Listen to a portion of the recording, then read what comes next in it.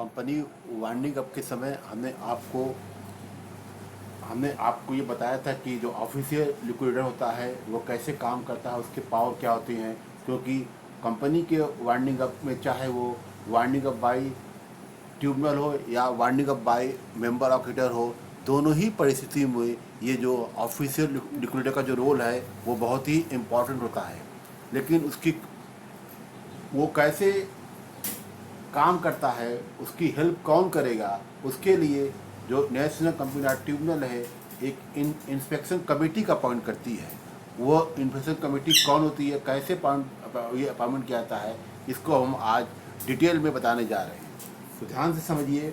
The national company law में order for the appointment of a committee of inspection to help that liquidator. Such order may be given by the tribunal at the time of making order of the winding up of a company or any time thereafter.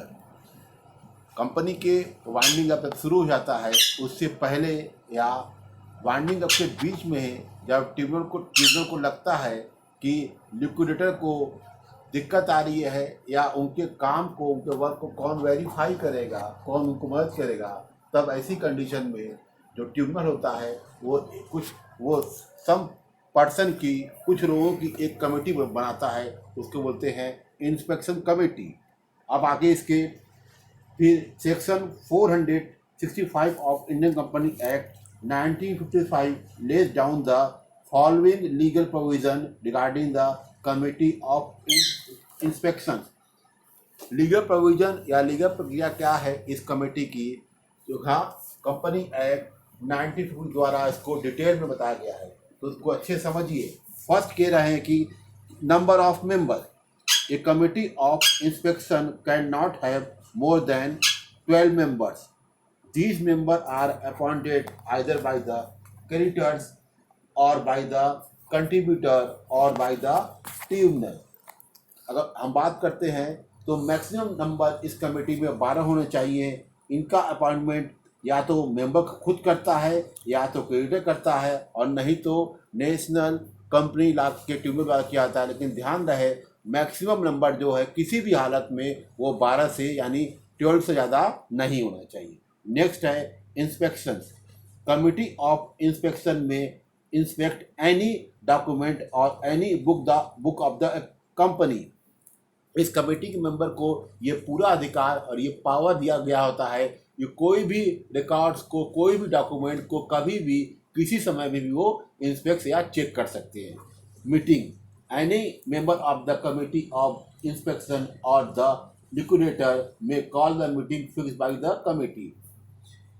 ये committee के member या जो committee की team होती है ये liquidator के साथ कभी भी मीटिंग करने को संत होते हैं। किसी टाइम भी वो मीटिंग को कॉल कर सकते हैं, और इसमें जो ऑफिशियल लिक्विडेटर होता है उसको प्रेजेंट होना कंपलसरी रहता है। फिर नेक्स्ट हम बात करते हैं quorum of a committee. Quorum of the committee will be 1/4 up to the total number of members of the committee. The committee take all decision by majority. The committee cannot do any work in the absence of quorum. जितने member present हैं उन member में से 1/4 member का कोई भी meeting हो रही है प्रेजेंट रहना और ज़रूरी है, और उस मीटिंग में जो भी प्रपोजल पास किया जाएगा उनमें इन मेंबर की मेजॉरिटी रहना अति आवश्यक है। तो एक भाग लगभग क्लियर हो गई कि मिनिमम और मैक्सिमम मेंबर किसी भी मीटिंग में कितने होने चाहिए। नेक्स्ट हम बात कर रहे हैं आपका registration of the member. Any member of the committee में resign at any time by giving an information in writing to the liquidator। यहाँ हम ऊपर अभी मेंशन किया था वो रजिस्ट्रेशन नहीं होगा, वो आपका रिजिग्नेशन ऑफ द मेंबर। कोई भी मेंबर जो है वो कभी भी रिजाइन दे सकता है और उसके बदले में नए मेंबर का अपॉइंटमेंट भी किया जा सकता है। फिर नेक्स्ट पॉइंट है vacation of the office of A member.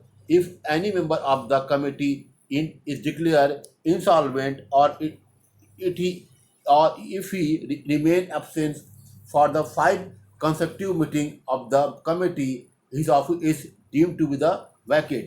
मान लीजिए कोई मेंबर लगातार 5 मीटिंग में absent है, वो नहीं आ रहा है, तब जब जब वो छठी मीटिंग में भी नहीं आएगा तो इसका मतलब ये मान लिया जाएगा कि अब वो मेंबर जो है इस कमेटी से बाहर हो चुका है। हाँ, और कोई भी मेंबर जो है कभी भी अपने को इंसॉल्वेंट करके उस कमेटी से बाहर हो सकता है। फिर नेक्स्ट है removal of A member. Any member of the committee may be removed by passing the ordinary resolution to that effect। For this, a notice of at least 7 days must be given to the concerned member। किसी भी member को remove किया जा सकता है, लेकिन उससे पहले उसको 1 हफ्ता पहले सूचना देनी कंपलसरी होती है। Filing of the vacancy. If any vacancy arise in the office of committee of inspection, it may be filed by the creditor of the company or contributor of the company।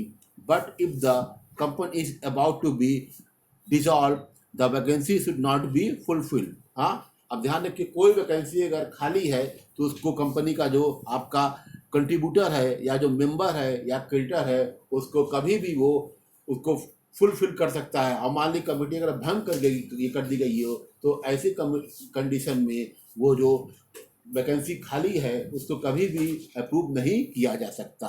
फिर next है आपका function of the committee. Most important function of the committee of inspection is to inspect the record of the liquidator. This committee may call any member of the liquidator of the company.